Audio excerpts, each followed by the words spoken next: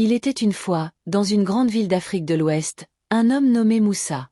Moussa était l'un des hommes les plus riches du pays. Il possédait des hôtels de luxe, des voitures dernier cri et des immeubles partout dans la ville. Mais malgré toute sa richesse, Moussa avait un défaut.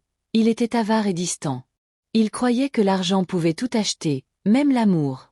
Moussa vivait dans un immense manoir avec sa femme, Aïssatou, une femme d'une beauté rare, élégante et intelligente. Aïssatou avait épousé Moussa en pensant qu'avec lui, elle trouverait le bonheur. Au début, il la couvrait de cadeaux, des bijoux en or, des voyages à l'étranger, des robes de créateur. Mais avec le temps, Moussa changea. Il devint froid, distant, absorbé par ses affaires. Il pensait qu'offrir des cadeaux suffisait pour entretenir l'amour. Mais Aïssatou ne voulait pas que des cadeaux. Elle voulait de l'attention, de la tendresse et de la complicité. Elle se sentait de plus en plus seule dans ce grand manoir rempli de richesses mais vide de chaleur. Dans ce manoir, Moussa employait plusieurs personnes pour l'entretien de la maison et la sécurité. Parmi eux, il y avait Abdou, un jeune gardien humble et respectueux.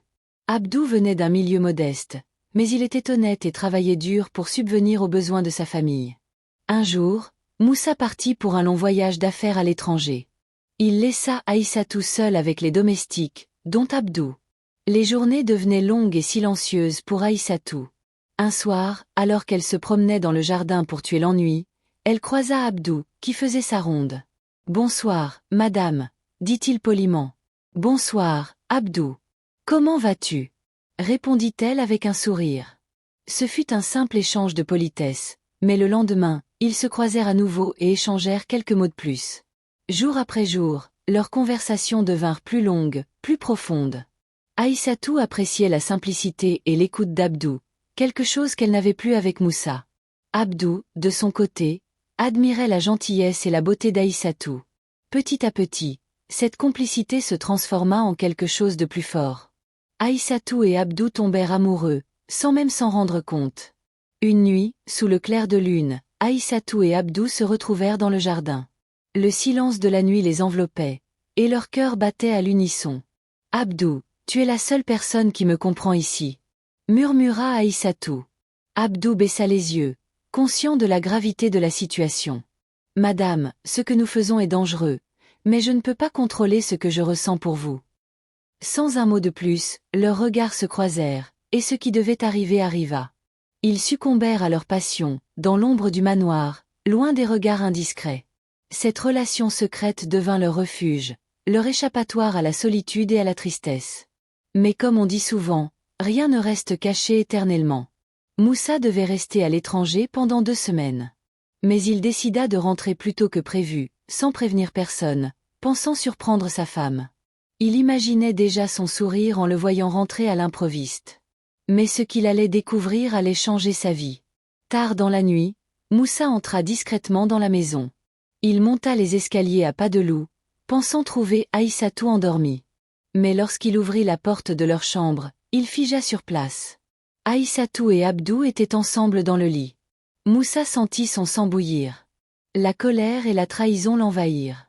Il hurla, sa voix résonnant dans toute la maison. « Aïssatou! Abdou! Qu'est-ce que vous faites dans Heavenly ?» Aïssatou et Abdou se levèrent brusquement, choqués. Abdou tenta de s'expliquer. « Ce n'est pas ce que vous croyez, Moussa. » Mais Moussa n'écoutait rien. Il attrapa Abdou par le col et le jeta hors de la maison. « Tu es viré, espèce de traître. Tu n'auras même pas ton dernier salaire. » Mais la surprise la plus grande vint d'Aïssatou. Elle ne s'excusa pas. Au contraire, elle regarda Moussa droit dans les yeux et dit calmement. « Ton argent peut acheter des bijoux, Moussa, mais pas mon amour. Je préfère être pauvre avec un homme qui m'aime sincèrement que riche avec un homme qui m'ignore. » Sur ces mots, elle prit ses affaires et quitta le manoir pour rejoindre Abdou, laissant Moussa seul, humilié et brisé. Les jours passèrent, puis les mois. Moussa, malgré sa fortune, devint un homme seul et amer. Ses affaires commencèrent à décliner. Ses partenaires d'affaires le trahirent à leur tour. Petit à petit, il perdit tout, ses hôtels, ses voitures, ses maisons. Il se retrouva ruiné, seul dans son immense manoir vide. Pendant ce temps, Aïssatou et Abdou commencèrent une nouvelle vie ensemble. Ils n'avaient pas beaucoup d'argent, mais ils avaient l'amour et la paix. Avec le temps, Abdou ouvrit un petit commerce, et grâce au soutien d'Aïssatou, l'entreprise prospéra. Ils travaillaient dur, mais ils étaient heureux. Quelques années plus tard, le destin réunit à nouveau Moussa et Abdou. Moussa, maintenant pauvre et fatigué, errait dans la ville en cherchant du travail. Il tomba par hasard sur un nouveau centre commercial en construction. Curieux, il s'approcha pour voir qui en était le propriétaire.